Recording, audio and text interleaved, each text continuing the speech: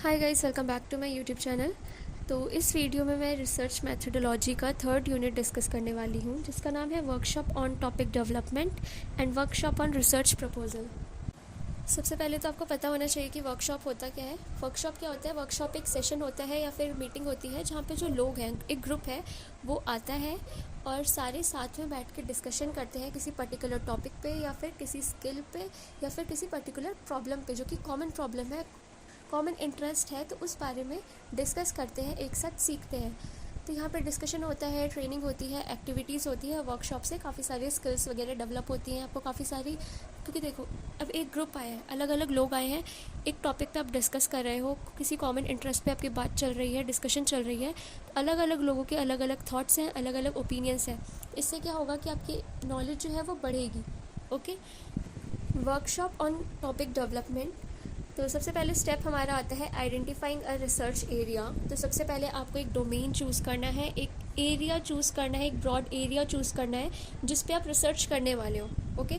फिर उसके बाद ही तो हम उसके सब टॉपिक्स और जो थोड़ा और स्पेसिफाई करते हैं, फिर उस पर रिसर्च करते हैं, अपनी थीसिस देते हैं। तो सबसे पहले आपको अपना रिसर्च एरिया या फिर ब्रॉड टॉपिक पता होना चाहिए।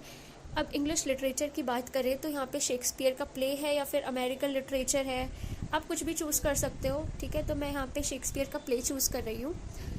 अब सेकंड स्टेप हमारा आता है नैरोइंग डाउन द टॉपिक। अब आपने एक ब्रॉड टॉपिक चूज़ किया तो अब आप उसको नैरो डाउन करोगे। अब हम उसको नैरो डाउन क्यों करते हैं? नैरो डाउन इसीलिए करते हैं क्योंकि अब हमारा जो ब्रॉड टॉपिक होता है, ठीक है, उसमें बहुत सारी चीज़ें हैं। आप कितनी चीज़ें लिख दोगे? बहुत सारी चीज़ें आप नहीं लिख सकते इतना सब कुछ। फॉर एग्जाम्पल फूड है, ठीक है, एक ब्रॉड टॉपिक हुआ फूड।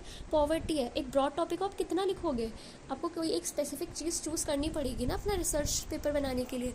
तो वैसे ही शेक्सपियर के प्लेज, कितने सारे प्लेज हैं उनके, तो आपको कोई पर्टिकुलर चीज़, कोई स्पेसिफिक चीज़ चूज़ करनी पड़ेगी। तो इसलिए हम नैरो डाउन करते हैं। तो इनकी ट्रेजेडीज़ हैं, कॉमेडीज़ हैं, काफ़ी सारी और थीम्स हैं। तो मैं ट्रेजेडीज़ यहाँ पे चूज़ करूँगी। अब इनकी एक ट्रेजेडी मैंने चूज़ की है, रोमियो एंड जूलियट। ओके। अब हमारा आता है third step, conducting preliminary research. यानी कि क्या होता है कि अब आप किसी चीज़ पर रिसर्च कर रहे हो तो आपको पता होना चाहिए कि पहले भी जो और लोग हैं उन्होंने उस चीज़ पर रिसर्च की है।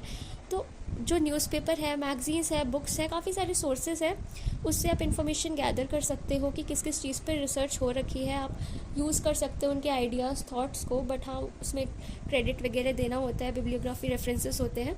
बट आपको पता होना चाहिए ताकि आप उस गैप को फिल कर सको, क्योंकि आप भी रिसर्च पेपर पे वही उसी चीज़ पे रिसर्च करना, क्योंकि आप जो रिसर्च पेपर बना रहे हो वही आपका रिसर्च टॉपिक है। तो आपको पता होना चाहिए आप वो गैप फिल कर सको, क्योंकि पहले भी लोगों ने उस चीज़ों पे रिसर्च की है। हमारा फोर्थ स्टेप आता है डेवलपिंग अ थ्योरेटिकल फ्रेमवर्क। तो एक थ्योरेटिकल फ्रेमवर्क हम डिज़ाइन करेंगे, डेवलप करेंगे।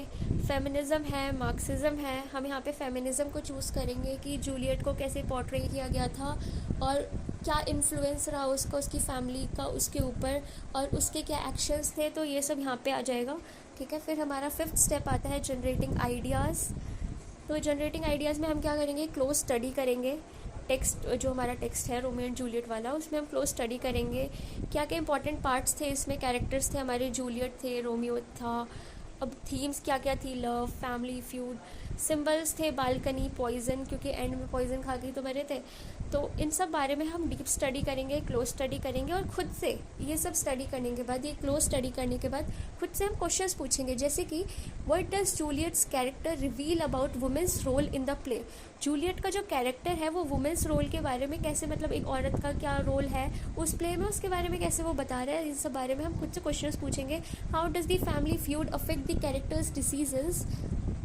ऐसे क्वेश्चंस आप खुद से पूछोगे, आपके मन में काफ़ी सारे आइडियाज़, थॉट्स वगैरह आएंगे, आपने कितना पढ़ा उस सब के बारे में आपको पता चलेगा। फिर उसके बाद हम अपनी थीसिस स्टेटमेंट देंगे, जो कि है थीसिस स्टेटमेंट क्या होती है? एक क्लियर और कंसाइज स्टेटमेंट होती है जो कि आपका जो मेन आर्ग्यूमेंट है, जो आपका मेन टॉपिक है, उसको एक, मतलब जैसे कि एग्जांपल लेते हैं, जैसे कि आपको एक बहुत बड़ा सा टॉपिक चल रहा है, मैं यहाँ पे एजुकेशन का एग्जांपल लेती हूँ, जैसे कि टेक्नोलॉजी का क्या इन्फ्लुएंस है एजुकेशन पे, ठीक है, और उसकी वजह से कैसे ट्रेडिशनल मेथड्स ऑफ टीचिंग है वो अफेक्ट हो रही है, ये हमारी एक थीसिस स्टेटमेंट हुई। तो वैसे ही इधर भी बताया गया कि कोई एक आपका ब्रॉड फील्ड है, कोई एक आपका ब्रॉड टॉपिक है, उसको आप कैसे कंसाइज स्टेटमेंट में लिखते हो, एक आर्गुएबल और डिबेटेबल टॉपिक बनाते हो, तो वही थीसिस स्टेटमेंट होता है। ओके, बट वो जो स्टेटमेंट होनी चाहिए वो क्लियर और कंसाइज होनी चाहिए, ताकि उसको पढ़ने से ही आपको पता चल जाए कि हमारा जो मेन टॉपिक है वो है क्या, किस चीज़ के बारे में वो रिसर्च पेपर है, आपकी थीसिस क्या है, आपकी स्टेटमेंट्स क्या शो कर रहे हैं। थीसिस स्टेटमेंट बेसिकली यही है कि आप समराइज़ करके 2-3 लाइन में आपने क्या डिस्कवर किया है, उसका क्या मतलब है, आप वो लिख रहे हो। और थीसिस स्टेटमेंट से ही आपको काफ़ी सारे आइडियाज़ वगैरह मिल जाते हैं अपने टॉपिक को लेके। तो ये था हमारा वर्कशॉप ऑन टॉपिक डेवलपमेंट। अब हमारा नेक्स्ट टॉपिक है वर्कशॉप ऑन रिसर्च प्रपोजल। तो हमारा फर्स्ट स्टेप है इंट्रोडक्शन। रिसर्च प्रपोजल आखिर है क्या? रिसर्च प्रपोजल एक स्ट्रक्चर्ड प्लान डॉक्यूमेंट है जिसमें मेंशन होता है, जिसमें आप मेंशन करते हो कि आप किस चीज़ पर रिसर्च करने वाले हो, क्यों रिसर्च करना चाहते हो और कैसे रिसर्च करने वाले हो। ठीक है, तो उसके बेनिफिट्स क्या हैं, वो इम्पॉर्टेंट क्यों है, उससे आपको क्या फ़ायदा होगा, उससे सोसाइटी को क्या फ़ायदा होगा, तो इन सब बारे में, लिटरेरी वर्ल्ड को क्या फ़ायदा होगा, वो सब पता होना ज़रूरी है और आपको मेंशन करना पड़ता है उसमें। ओके, सेकेंड है अंडरस्टैंडिंग द कंपोनेंट्स। तब कंपोनेंट्स कौन कौन से हैं? सबसे फर्स्ट है टाइटल। टाइटल जो है वो कंसाइज होना चाहिए, छोटा होना चाहिए, क्लियर होना चाहिए, डिस्क्रिप्टिव होना चाहिए। सामने वाले को टाइटल पढ़ के ही समझ में आ जाना चाहिए कि हाँ, आप किस बारे में आपका रिसर्च पेपर है। उसको अपना दिमाग ना दौड़ाना पड़े कि हाँ, खुद से अपना दिमाग लगाना पड़ रहा है कन्फ्यूजिंग सा, वरना आपका रिसर्च पेपर वही रिजेक्ट हो जाएगा। सेकेंड हमारा आता है इंट्रोडक्शन। ब्रीफ सी समरी देनी है, टाइटल लिख रहे हो, उसके बाद टाइटल लिखते हो अट्रैक्टिव होना चाहिए। सेकंड इंट्रोडक्शन, ब्रीफ सी समरी देनी है जिसमें आप लिखोगे ऑब्जेक्टिव्स, मेथडोलॉजी, इम्पॉर्टेंस, कि आप ये रिसर्च कर क्यों रहे हो, उसके क्या फ़ायदे हैं, क्या इम्पॉर्टेंस है। थर्ड आता है हमारा स्कोप। स्कोप रिसर्च में क्या क्या इंक्लूड होगा और उससे क्या क्या बेनिफिट्स होंगे। फोर्थ आता है लिटरेचर रिव्यू।